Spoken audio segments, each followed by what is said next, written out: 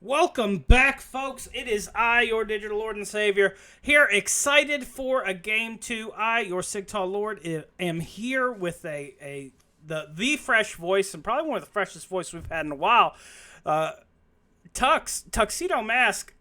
That was a fun game one, but I want you to be equally as excited as I am for game two. Some more GMA veterans getting ready to square off in Summoner's Rift for this game two. We are just about ready in Champ Select.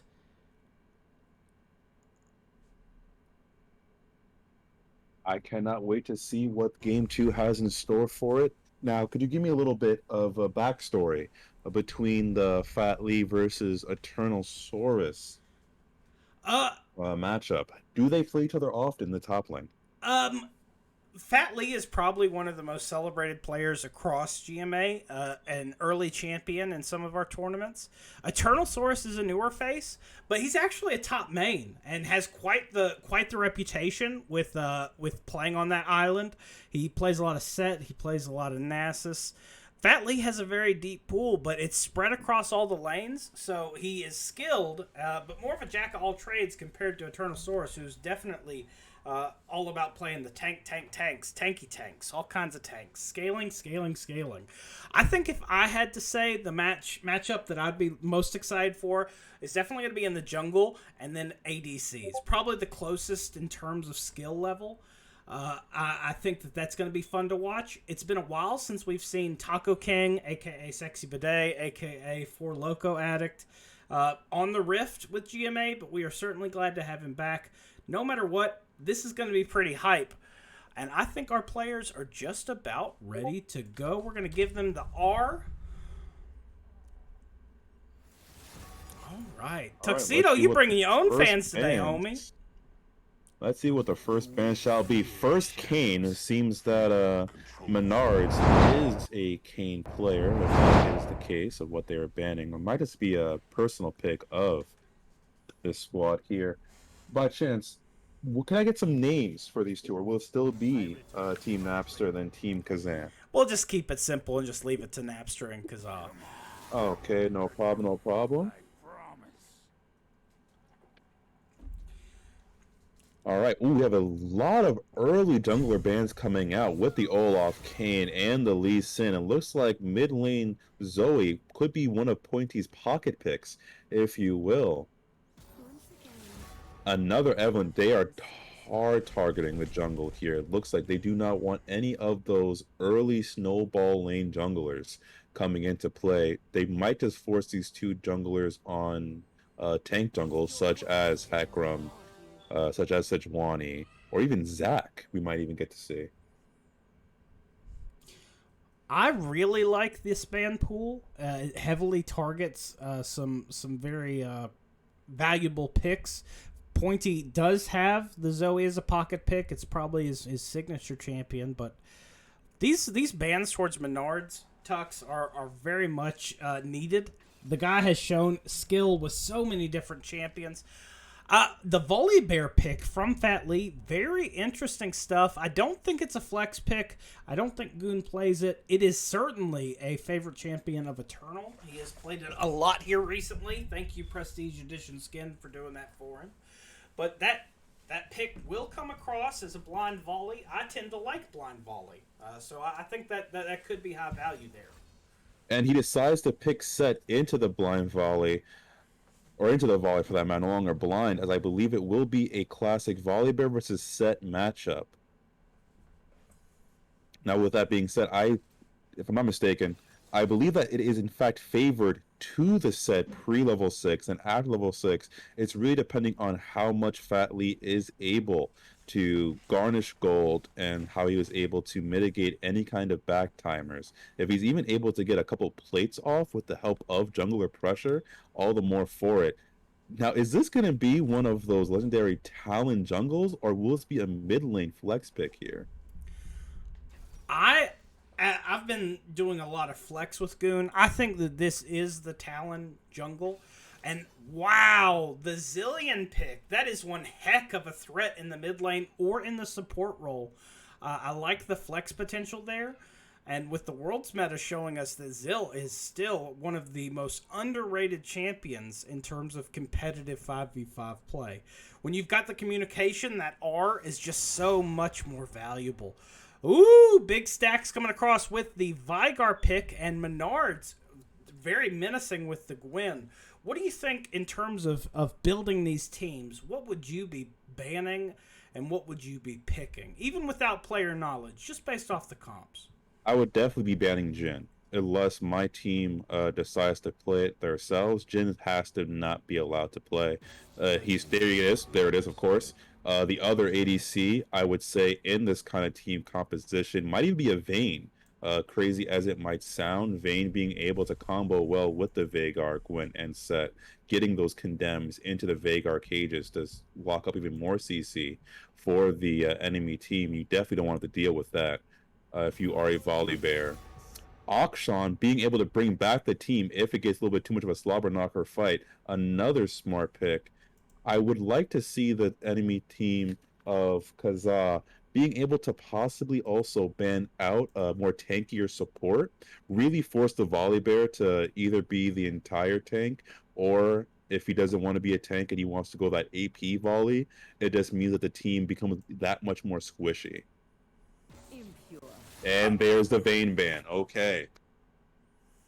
Looks like these teams are trying to hedge against some of the strategies you discussed. I think preventing that Jhin pick was probably the most valuable ban. Where we have so little knowledge on Crab's pool, just looking at the last game, it's a smart decision.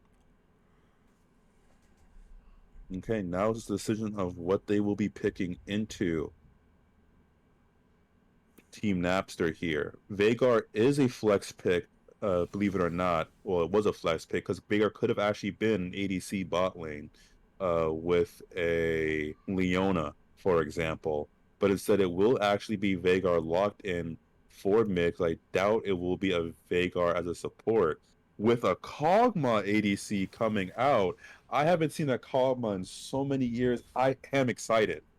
Now, interesting history for us. We actually see a whole lot of tank Kog'Maw play in our league, just because people that feel like they can win a skill matchup will skip the scaling of Kog'Maw, make the build a little tanky. And there's the tank support coming in. They have to match with Leona. If they not match with Leona, then they will probably have to go for a Nami.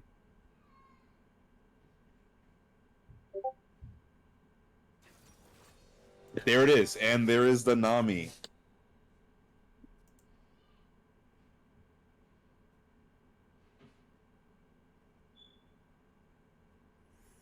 Huh. Let me tell you real quick here, Sig, why this enemy comp of Kazaa is so dangerous. Not only do you have the Sets W to link into the Samira, who is a team fight duelist. Do not be mistaken here. Samira needs as many CCs as she can get in order to be a devastating force to be reckoned with. I believe the Kog'Maw, in order to counter this, he will have to go Exhaust Flash, and possibly Nautilus will be going the Ignite Flash here with the Hextech Flash. If not, then Kog'Maw would still go heal, but they need to prioritize at least one champion on this team with Exhaust, or else Samira will be allowed to just have free reign. But enough about that. Let's see what the skins will be. See, it caught you this time. It did actually. You were waiting for it. We'll get it. We'll get it. I think the things that I'm most excited for is the raw carry jungles. You're not going to see these junglers try and land some CC and give a kill to their laner. No, laners are holding them back. I'm hyped to see the Talon jungle. This is a premiere for Talon jungle for us in GMA community. Gwen, Menards had a stellar performance during the Community Cup with Gwen, so I'm excited to see that again. I'm probably out of all the picks, the Zilean one is probably my favorite. I think that it handles some of the fights with Set and maybe with Gwen, but I mean, a Zilean isn't going to do much against a Samira unless he gets that double bomb to stop the R channel. You're not going to revive someone during a Samira fight, and then the revive really have the value you want it to. So I think you're going to be looking at picks with regard to it, and the Nautilus choice certainly reflects that. Yes, But Nautilus you're- definitely your pick champion. The triple CC coming out from the set, from the Nami, and from the Vygar, you're exactly right. It's just going to be such a harvest for Samira if she gets to a point where she's able to clean up. And Brandana, the Brandanosaur, is probably ever gonna be able to harvest that meaty field. I was trying to come up with something wittier than meaty field, but it'll be a meaty field after Samira's done. Prowler in chat, have y'all ever seen more handshake mid lane though?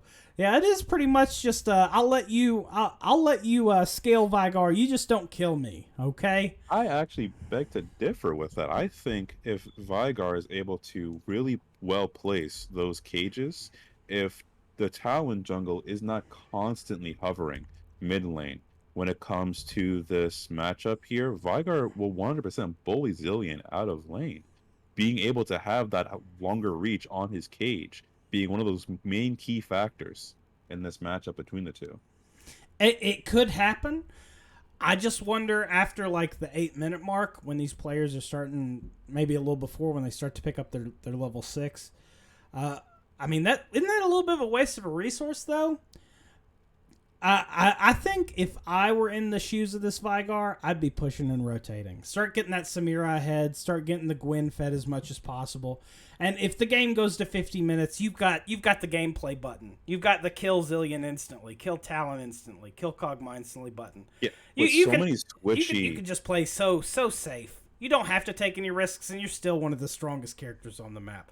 But we'll see exactly how that plays out. We are going to hop over and take a look at skins. You're not going to trick us again this time, Tyler. I swear I'll let you finish that thought, Tux. I want to hear your thoughts on it, because it is going to be probably the more interesting of the matches, looking at how things are playing out. Ooh, that's a naked mid lane for both teams, and a Prestige Edition versus a naked Volibear. I think that was an easy to call. It is most certainly Eternal Saurus getting the victory for his squad in terms of the skins showdown. But we will see at the end of this game if skins do in fact net to wins.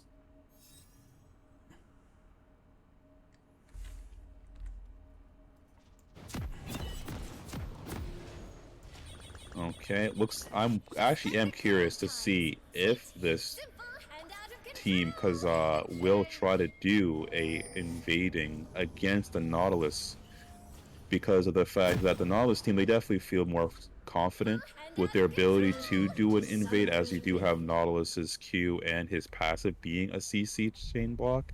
But if Nami goes bubble, Set goes W, Samira can extend so many CCs. It might Unfortunately, that will not be the case. It might be pressure, but this Nami, it left the shop empty-handed. This Nami did in fact leave the shop empty. We've had more item mistakes in early game. Oh, but she went back. She caught the mistake. Thank you, Gotta Get Lucky, for the subscription. Minions have spawned.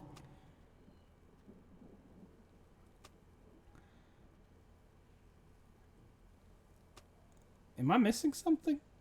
They're going over the flash placement. And as I said before, Kog'Maw is in fact running Exhaust, and the Nautilus is running Ignite. So this will be a kill-centric lane going up against the Samira here. Even with the fact that the Nami's going Dark Harvester, this will certainly be a kill lane, bot lane. Chaosic's calling it out. Strategic gold holding on the Nami. This is going to be some next level new meta stuff for me, if that's really what it is. It just feels like missing out on those early stacks towards getting your ward item complete. That's pretty valuable. You're saying that she doesn't have items as well too, right? It's not a bug for me. I believe she does have items though, because you can see right there, she just got 20 plus gold from hitting the Nautilus, so it might be a bug actually. Oh well, I'll keep my trap shut. Stalinsky Hale, we've seen him play before in our GCFs. That's gym class feeder events that we have periodically. We know that he's capable, but Riot apparently not. For you, Kenos, small indie company. By Zilean.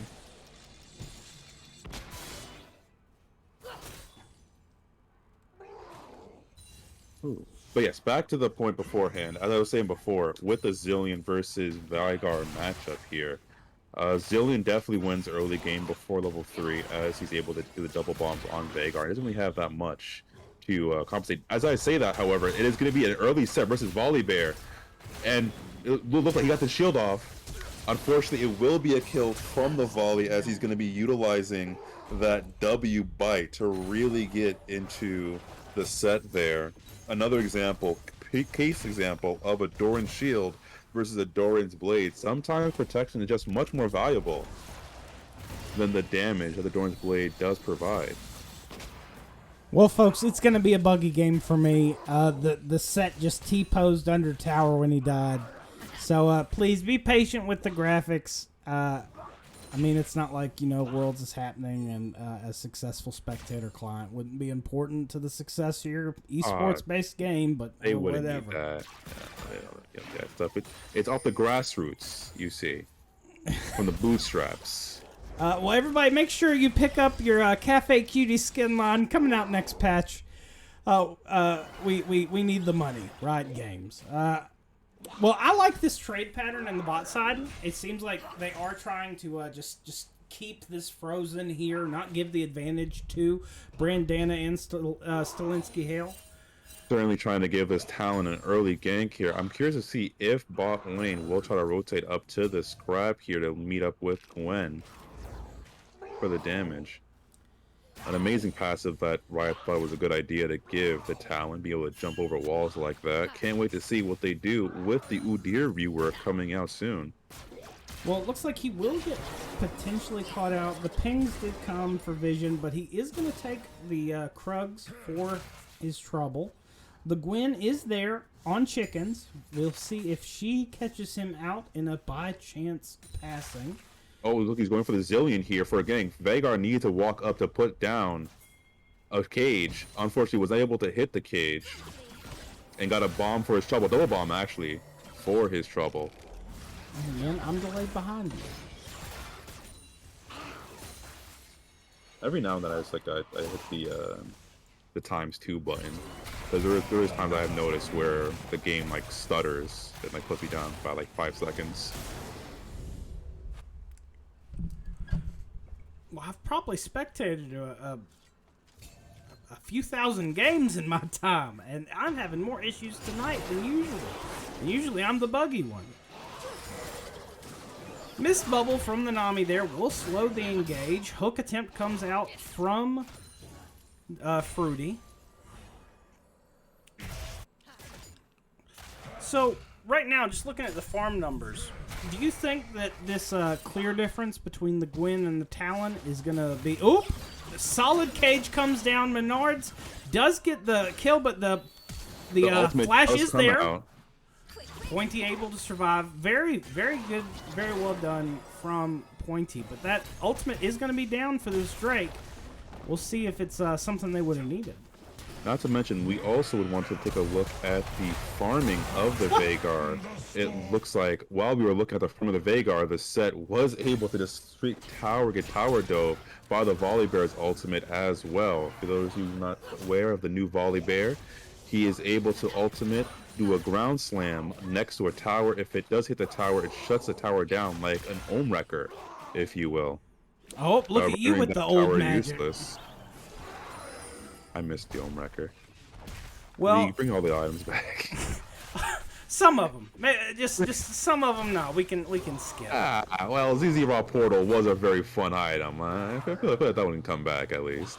Yeah, that was a meta killer when it was strong. But I tell you what, we are seeing these teams coming in a little too overzealous here, as Talon will be coming in to try to tell the Samir to back off a little bit. Ignite coming in as well. Early heal popped All he needed was one more hook from the Nautilus. I believe it might have been on cooldown, unfortunately. Yeah, Flash he did was flash. blown. And he now pulled himself even further for now the Veigar to easily just walk in. Volley Bear TP coming in. Veigar needs to back off. He's gonna die for this. Do they see two? Another TP coming in. There's a kill. It will be a full fight fest. Samir trying to stay alive, trying to get enough experience off, has to flash off. Very smart usage. Old Samir would have been able to just E back to the Nami, but unfortunately Riot Games thought it was appropriate to not take that ability, or not to give her that ability any longer. A little too busted for the champion that can spin around 7 times. Fair enough. Well, it saved a life there, probably for the red side. Not being able to do that as it did slow the engage, but Bubble's going to poke out Goon Stomp. He is not going to try to recall there. Just not safe anymore. With that TP from the Volley Bear, it looks like Set will be able to get a little bit more gold to kind of bridge that gap between CS scores. Set's going to now try to roam to secure that bot lane dragon, as he, out of all the characters, definitely need a little more tankiness. Well, he is going to push mid lane. Let's see if he does rotate down. Nope. He goes back up, so he's going to go match the Volley Bear once again. He was thinking about helping them out down there. He put his tax in. Tax returns paid. Menard's picking up the blue buff there. That is going to allow him to get back into the action. So my questions would be, for the question that we have in chat, who's casting? Well, it is I, Sigtal Lord, Digital Lord and Savior, but a fresh face with us. Potentially, as it looks like Zelensky Hale tried to face check into this bush, but Goon Stomp is going to go down. Brandanosaur picks up the kill. But they were able to get the dragon at the same time. Kog'Maw is going to flash in. Bubble coming in. Was able to hit her with a sniper from the acid raindrop itself. Huge gold going on to the Kog'Maw there. But this is a fresh voice you're hearing, Prowler. This is Tuxedo Mask, a.k.a. Tux, and he's done a fantastic job on his first night with GMA Gaming Community. What can I say? I like myself some good League of Legends. Speaking of good League of Legends, looks like the Zilean comes in for a secondary jungler role, it would seem, as he gets another flawless double bomb gank coming in to the top side as well. If I were to give the Team Kazaa some advice, I would suggest that the Veigar try to actually get some CS from the chicken camps behind him to try to really boost his stack game. Well, I could see some issues starting to arise. That was a very intelligent roam. Menard's now in the top side, trying to get some money back, picking up the kill on Fat Lee. Also got the shutdown, as you were saying before in Champion Select. You were completely correct. These junglers definitely were trying to get these kills here.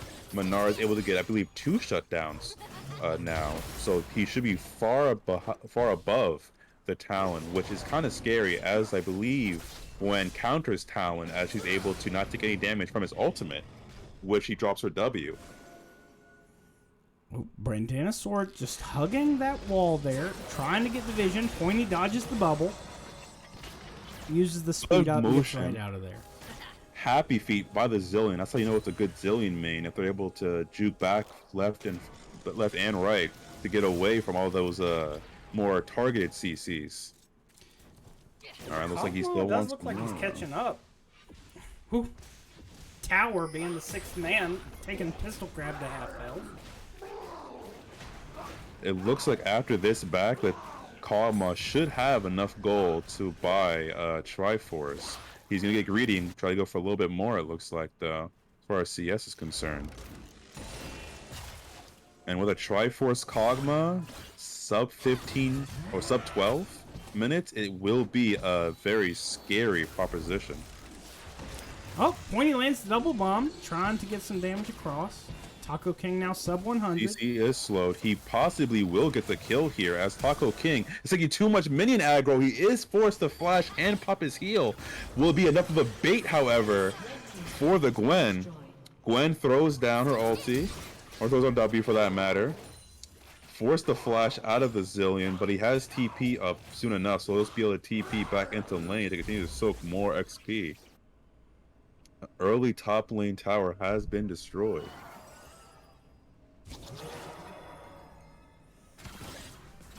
Curiouser and curiouser as this game progresses. Now a 4K gold lead in favor of the blue team. All that money is sitting in the pockets of the AD carry Kog'Maw and in the pocket of the volley top. Oh yes, him not backing yet, despite having the ability to do so, he's definitely saving up for that Triforce, it looks like. Oh, if he got any more blades in his pockets, if Kog'Maw had any. Now, things that I really find interesting at this point in the game. We see first mythics coming across.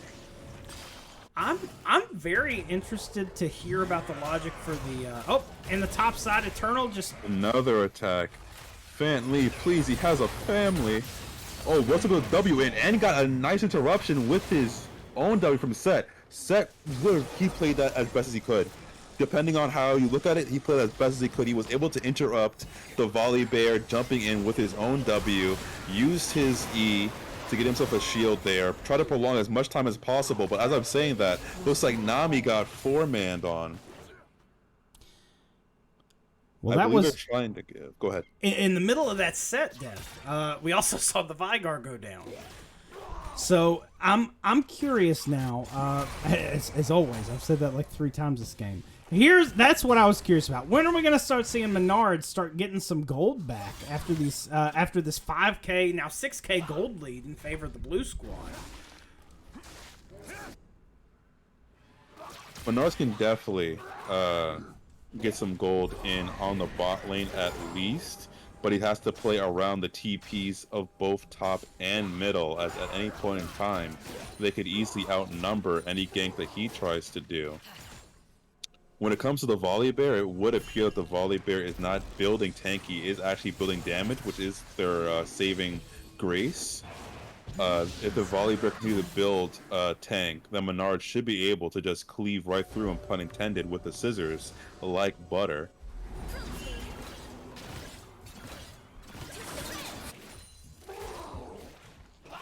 But I have to also say, I am amazed. Kog'Maw is still on the map. Is it by chance? Can you tell me how much gold Kog'Maw has right now in case?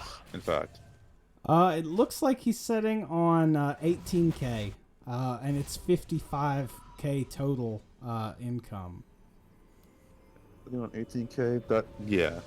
It's going to be a Triforce purchase. No, it's actually going to be a Wits End purchase coming out here with 2 more blades. Talk about survivability. I think that's pretty intelligent into the Vygar and the Gwen, but I'm wondering about the damage trade-off at that point. But if he's building attack speed, I guess he might not notice it. As you get more out of the Wits End, the more you auto-attack. I think it might have been a possibility of those 3 initial kills. He's going to assume that he's going to be allowed to spit on the back line here and not really get focused by the enemy team. An amazing prediction by Fat Lee as he was able to track where the Gwen was going to go and try to dash around to.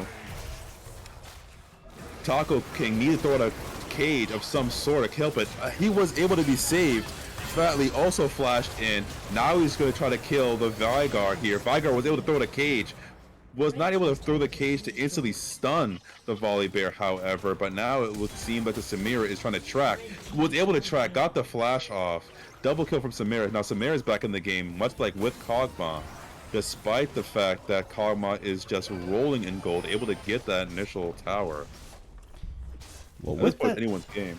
Yeah, very much so. Blue side is continuing to snowball, though. 7K gold lead in favor.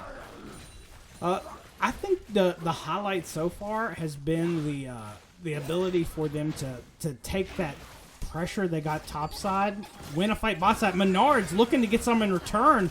The Brand Dinosaur is there to support him as well. Fruity trying to get away. TP coming in. Another TP Fat coming Lee in. trying The to get the Bugbear damage this time. across. Nami Acid still Rain? does not have ulti. clutch W coming in from the Nami, however. Nami now has to hover. Oh, Kog'Maw was able to walk in. He's just spitting for his life over here, but he does die to the Samira with a huge bounty. Samira has been paid. Now all the gold lead does go to the Samira, which is the last thing you want. A Samira that is insanely fed. As you can already see, with the Volibear not going any kind of tank items. Oh, big burst coming across. Yes, Goonstomp picks up smart. one. Fat Goonstomp Lee. does pick up one, Fat Lee picks up the other. Ooh, the patience, the diamond fingers on Goonstomp, just saying, no, just wait, Lee, just wait. And they show and they get the double. Wow, how incredible. Now we are sitting at a 7k gold lead. They are defending this tier 2 mid as no tier 1s are on the map for the red side. I think if you are on the red side right now and you're looking to come back into this game, you called it. The Samira getting all this income is just going to start meaning some huge turnarounds. We did see her complete the steel caps, and she is getting some lethality now. I don't know what she'll turn that into. I believe. That would I be the believe it should standard be a build. collector. That should be the standard build, but at the same time, I'm curious if they will try to pick up something like the Edge of Night to prevent some of that lockdown that you would get from the volley or the Nautilus Zillion. dive in. Yeah, Zillion as well. As a Nautilus, yes. Yeah, so there's a lot of lockdown there, and prolonging those team fights is only in the favor of the Samira. I'm also curious for the Kog'Maw when it came to that team fight down by the bot's end side. If he had exhaust up at that time, I believe he exhausted Samira, he would have actually been able to survive and maybe get 4 kills out of that instead of just getting the 1 and the 2 assists. Yeah, huge potential there. So interestingly enough, if we look at the gold, it looks like the Samira has now surpassed the Kog'Maw by 200 gold. I know it's not a lot, but considering the deficit he was running at... Oh, and the fight will go! An attack, gonna just delete the Volibear here. He has to actually ult away into the set. The set gets the shutdown gold now. Now the set is somewhat back in. He needs to get about 3 more waves, I believe, of cannon minions, and he'll be even with the Volibear.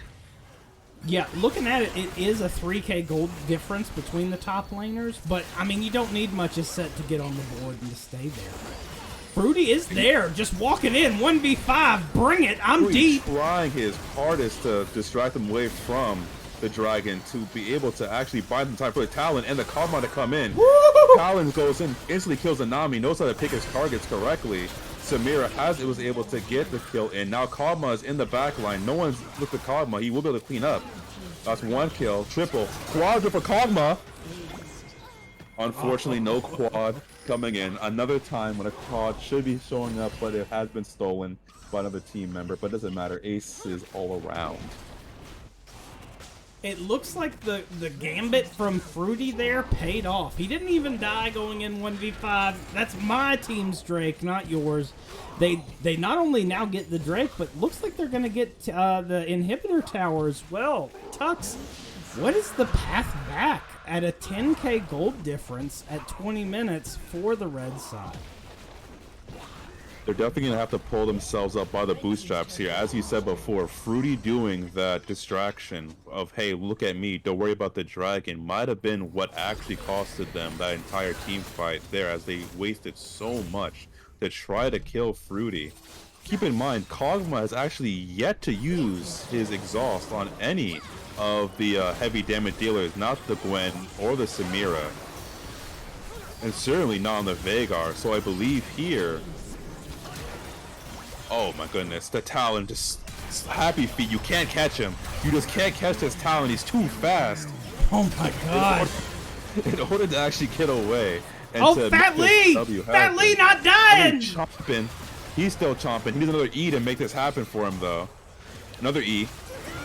It wasn't to get double kills out there before he fell down. Really made it worth it for his team here. They got 3 off of that. Now, back to what I was saying before regarding how red teams can be able to get themselves out of the deficit. How are they able to win? It's all going to unfortunately stack up to the red team giving this Veigar the small caster minions to farm up with his Q. Now, as you can see right now, it's already 21 minutes and in about 22 minutes, and Veigar is sitting on 33 CS. He's actually farming about the same rate as the blue team support. So to say that he is a little low on the CS side is an understatement, but it doesn't mean that he does not have the ability to come back, as Veigar gets stacks versus hitting enemy champions with his spells, as well as farming minions with his Q. I think you flip the script at this point if you're the Veigar, and that's going to be ability haste and focusing on your CC. Looking at it, he is itemized for the Comet build, so he wouldn't get all the benefits of going with the Glacial build. Eternal there, very good scouting, picking up some wards. This is a jungle you don't want to be in right now. If you're on the red team, I think you start pushing waves. Don't worry about that vision as much. Just start trying to clear out. Goonstomp, just having a field day. Slippery individual. Well, this prolonged fight is not favoring this red team as It's going to hit. Now Samir comes in. They already used two of the really strong ultimates. However, Goonstomp is looking to circle back around as the Volibear TP behind them. Veigar got caught. It will be a death for Veigar. Coming in. Samir now also has to run away for her life as well. She's going to be able to slide. She wasn't able to slide, unfortunately, to the minion wave. And it looks like it's going to actually be an early game finish, as it has Ace them on their side of the board as they crash 1 tower, 2 towers, and I believe it will be a finish here as they do take the first 2 inhibs. A little bit of BM taunt coming in from Fat Lee. It looks like someone has watched themselves in Trick 2G. Some of that control 3 spamming. Fancy toes, fancy feet. They have taken 1 inhib. They're taking the second inhib, yes, so to the 4, and that will be the game for Blue Side. Win. Though not a close game, there were certainly highlights for both teams. Congratulations to the blue side for this victory. Let's take a look at some stats.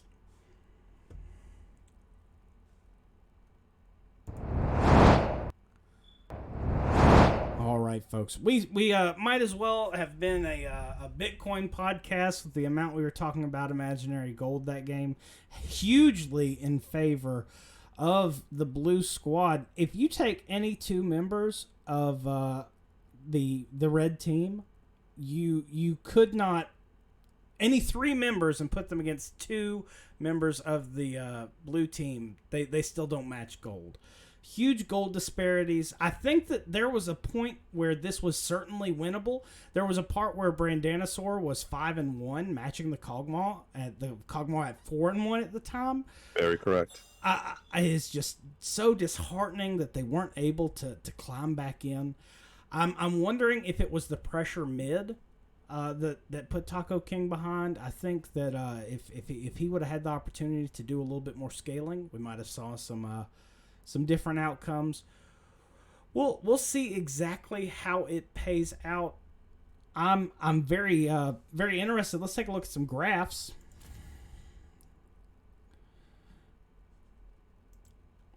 Right now, looking at damage Delta champions, and dear God, Volley just pouring it out on top of their heads. Almost 3,000 more. Nope, more than that.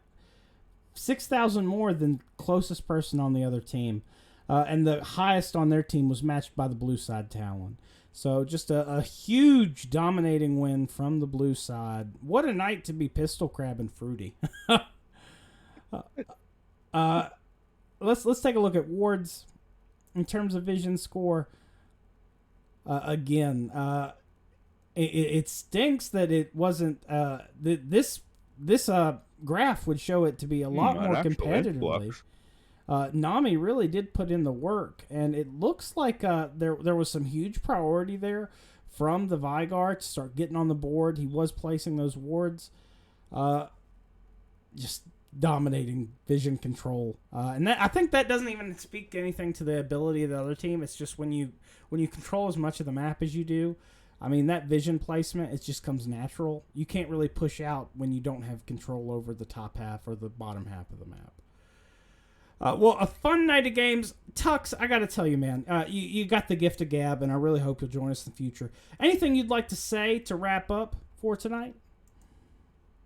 I have to say that I am very happy that I was actually able to find this community. Shout outs to my community for actually letting me know about you guys. If you didn't know, it was actually an individual called It's Just a Mess who told me about you guys when you had that Reddit post about possible casters, and I would really enjoy it when I come back on next time. I believe you guys have one this Friday, if I'm not mistaken. If you would have me, I'd definitely be happy to be a part of that cast as well. We are going to have Tuesday, Friday, a little bit more low key. We're not streaming that, but over the next few weeks, folks, let me go ahead and put that picture up. Oh, I lost it. I lost all the assets I'd made last night. No. I have it in Word format because I'd made a calendar. But I tell you what, I'll just tell you about it. Over these next few weeks, folks, we have an exciting month leading into a incredible start to your December. Starting the 17th, we are going to have a podcast every Wednesday, highlighting first the individual players. Then the last two podcasts will be talking about the teams before we go into play on the 5th. Play, of course, will be dictated by the draft that happens on November 21st.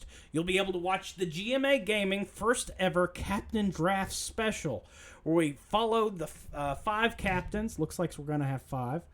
5 captains as they draft their teams and prepare to set up their ship for success. I hope that you'll join us for this pretty fun event. It's new to us, so if it's new to us, that means there might be some hiccups along the way. But I brought the Tussin baby, so you know we're going to be good.